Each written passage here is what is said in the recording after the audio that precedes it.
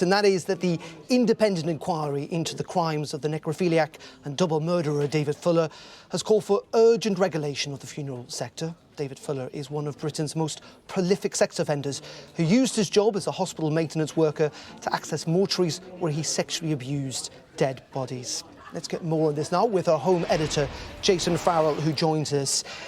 Jason, just give us some details of what has just been released in this independent report.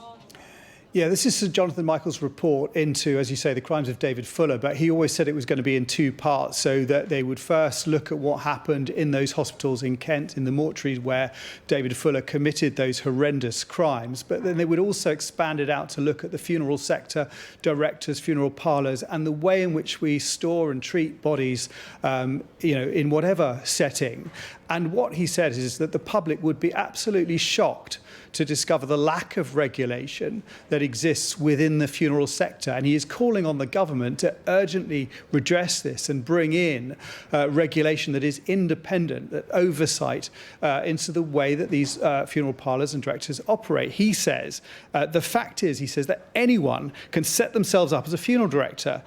They could do it from their home, he says, and keep the bodies of the deceased in their garage without anybody being able to stop them. Such is the lack of regulation in the sector. Obviously, we've had various examples of concerns within the industry, not least the legacy independent funeral directors in Hull, who are currently under investigation there.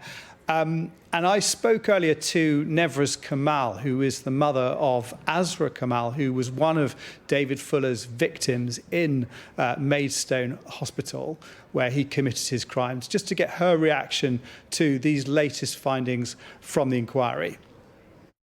Well, I'm completely shocked. Completely. I've used the funeral parlour 3 times for family relatives. And I presumed that they would be regulated. But I go back to the point which I made some months and years back. No one cares about the dead. So I'm sure there will be regulatory policies put in place. It will be interesting to see what they are, what is the criteria, who can work in there. And Jason, David Fuller is one of the most notorious sex offenders we've seen in this country in many years. Just give us a sense of the background to this, the people who might be unfamiliar with the case. Yeah, I mean, he'd been operating for over a decade in Kent, 2 Kent hospitals. He was an electrician who had access to mortuaries. And what the inquiry found is that CCTV wasn't properly being looked at, wasn't positioned right. He should have been accompanied. He had way too much access, in which he sexually abused horrifically and videoed sometimes his abuse, which is how he got caught, really, of bodies in there, including of Azra Nevraz's daughter. And that he got away with it just because of this lack of regulation, this lack of oversight.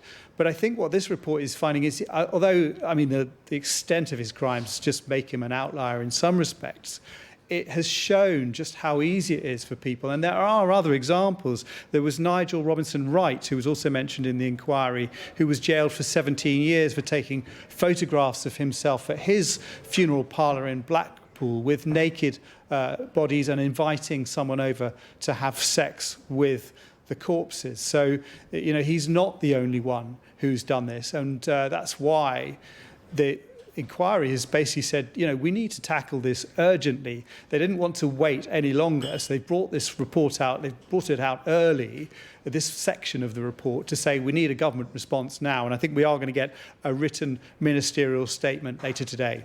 And we'll look out for that. Jason, as always, thank you very much indeed. Jason Farrell there.